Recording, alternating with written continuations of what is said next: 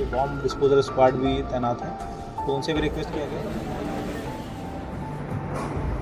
नाम गोपाल स्वामी कुछ था।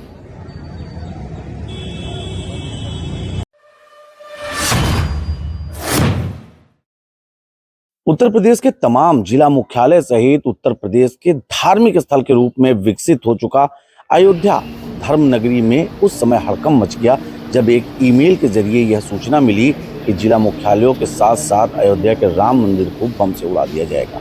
जी हाँ, ये सूचना की अगर बात करें तो यह सूचना न सिर्फ अयोध्या के राम मंदिर बल्कि जनपद बाराबंकी, अलीगढ़ और इसके साथ ही चंदौली में भी यह सूचना मिली। ये तमाम तस्वीरें जो आप देख रहे हैं, ये तस्वीरें उस सूचना मिलने के बाद जो तमाम एजेंसियां सक्रिय हुई, बम डिस्पोजल कंपनियां सक्रिय हुई, उनकी तस्वीरें हैं।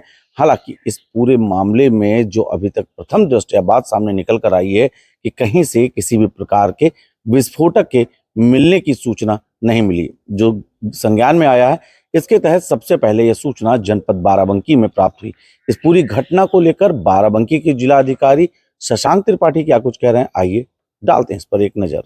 डीएम बाराबंकी के ऑफिशियल मेल आईडी पर एक मेल आया था जिसमें लिखा हुआ था कि आईईडी या आरडीएक्स यहाँ कलेक्ट्रेट में लगाया जाएगा और बम विस्फोट हो सकता है।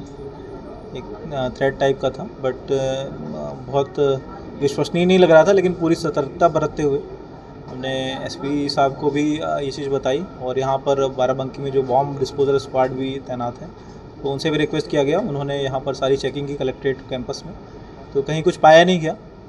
और जो मेल आया है उसका भी आईपी एड्रेस वगैरह ट्रैक करने की कोशिश की जा रही है कि कहाँ से ये मेल आया, किस प्रकार की थ्रेट थी। वहीं दूसरे मामले में चंदौली से यह घटना सामने आई। चंदौली में भी वहां के जिलाधिकारी ने बयान दिया जिससे यह पुष्टि हुई कि चंदौली में भी इस तरीके की सूचना मिली। चंदौली के जिलाधिकारी ने क्या कुछ जानकारी दी, ये भी सुनना जरूरी हो जाता है।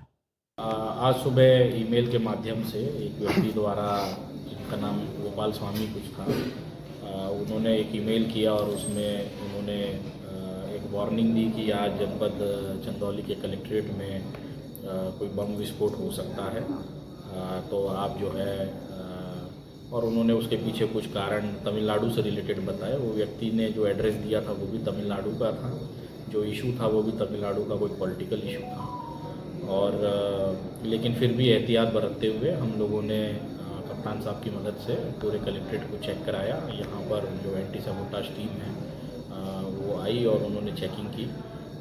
यहाँ पर कुछ पाया भी नहीं गया और जो ईमेल के कंटेंट थे वो भी बड़े ही फ्रिवलस से लग रहे थे, पढ़ने से ही बात हल्की लग रही थी। लेकिन फिर भी जैसे मैंने कहा, हम लोगों ने सतर्कता बरतते हुए समय से चेकिंग करा ली है और कहीं पे किसी प्रकार की कोई चीज़ पाई नहीं गई है। यही नहीं, इन सब के बीच में जो सबसे बड़ी बात निकल कर आई कि अयोध्या के रामलला मंदिर को भी बम से उड़ाने की धमकी दी गई। हालांकि ये कोई पहली बार नहीं है कि अयोध्या को बम से उड़ाने की धमकी दी गई, इससे पहले भी ये धमकियां दी जा चुकी हैं।